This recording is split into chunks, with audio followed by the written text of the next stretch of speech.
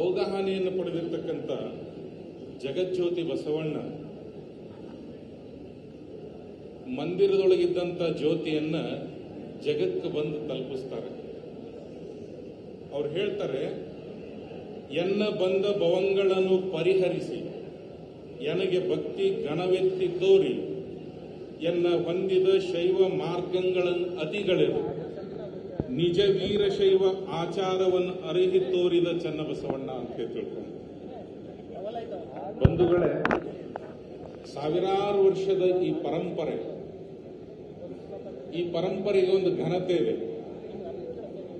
ರಾಜಗುರುಗಳು, ಧರ್ಮಗುರುಗಳು, ದೇವಗುರುಗಳು ನಮ್ಮ ಜಗದ್ಗುರು ಮಹಾಸನ್ನಿದೇವರು. ಒಂದು ಮಾತಾಡಿದ್ರೆ ಕಡಿಮೆ ಆಗ್ತದೆ, ಎರಡು ಮಾತಾಡಿದ್ರೆ ಹೆಚ್ಚಾಗ್ತದೆ. ಬೆಡಗಿನ ಮಾತೈತಿದೆ. ಯಾವಾಗ ಪಂಚಪೀಠಗಳು ಕುಡಿದು ಹಾಕ್ತಾವೋ, ಧರ್ಮಕ್ಕೆ ಕಂಡಿರ್ತಕ್ಕಂಥ ಕಳಂಕ, ಧರ್ಮದಲ್ಲಿ ಸುಜಿದಾರಕ್ಕೆ ಕಿಮ್ಮತ್ ಬಹಳ ಕಡಿಮೆ ಇದೆ. ಹಂಗಂತ ತಿಳ್ಕೊಂಡು ಕರ್ತರಿದ ಕೆಲಸನ ಬೇರೆ, ಸುಜಿದಾರದ ಕೆಲಸನ ಬೇರೆ. ಇವತ್ತಿನ ಸಂದರ್ಭ ಹೆಂಗೈತಂತಂದ್ರೆ, ಬಹಳಷ್ಟು ಕತ್ರಿಗಳು ಇದ್ದಂತ ಧರ್ಮ ಅಂತಕ್ಕಂಥ ಅರಿವೆ ಆ ಅರಿವೆಯನ್ನ ತುಂಡು ತುಂಡಾಗಿ ಕತ್ತರಿಸಿರ್ತಕ್ಕಂಥ ಕಾಲಘಟ್ಟದಲ್ಲಿ ನಾವೆಲ್ಲ ಅದೇವೆ.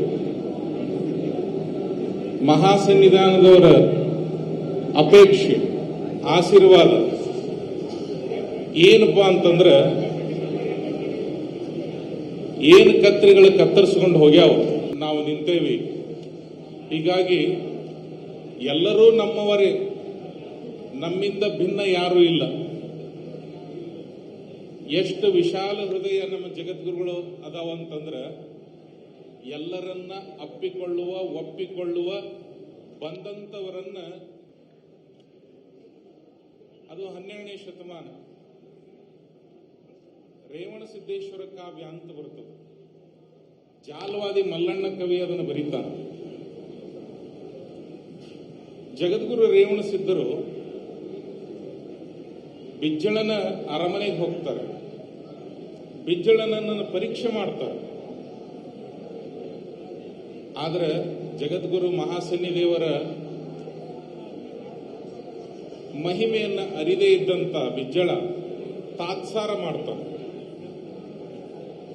ಅಲ್ಲೇ ಪಕ್ಕದಲ್ಲಿದ್ದಂತ ಜಗಜ್ಯೋತಿ ಬಸವಣ್ಣ ಲಿಂಗಾನುಸಂಧಾನವನ್ನು ಮಾಡಿಕೊಂಡು ಪೂಜೆಯಿಂದ ಹೊರಗೆ ಬಂದಿರತಕ್ಕಂಥ ಯುಗ ಪುರುಷ ಸಿದ್ಧಲಿಂಗ ಶಿವಾಚಾರ್ಯ ಭಗವತ್ಪಾದರು ಒಮ್ಮೆ ಆನೆ ಕಡೆ ತಮ್ಮ ದೃಷ್ಟಿಯನ್ನು ಹರಿಸ್ತಾರೆ. ಮದಸಿದ ಆನೆ ಬಂದು ಜಗದ್ಗುರು ಮಹಾಸನ್ನಿಧಿಯವರ ಪಾದಕ್ಕೆ ಅರ್ಪಣೆ ಆಗ್ತದೆ. ಗುರು ವಿರಕ್ತರಲ್ಲಿ ಇಲ್ಲದೇ ಇದ್ದಂಥ ಭೇದ ಭಾವ, ಈ ಕತ್ರಿ ಅಂತೇನು ಹೇಳಿದ್ನಲ್ಲಾಗಲ್ಲೇ ನಾನು, ಹೃದಯ ಹಂಬಲದ ನುಡಿಗೆ ಬೆಂಬಲವನ್ನು ನೀಡಿ ಆಶೀರ್ವದಿಸಿ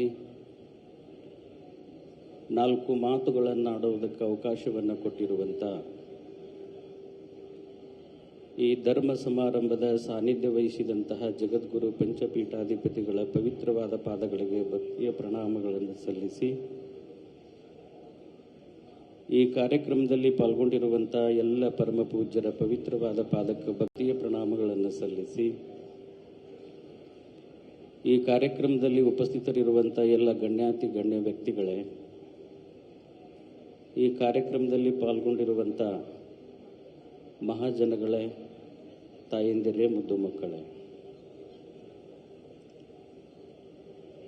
ಬಹುಶಃ ನನ್ನ ಬಾಳೆ ಇಷ್ಟು ಲಘು ಬರ್ತದಂತ ನಾನು ಅನ್ಕೊಂಡಿರಲಿಲ್ಲ. ಯಡೂರಿನ ಪರಮ ಪೂಜ್ಯರು ಹೇಳಿದರು,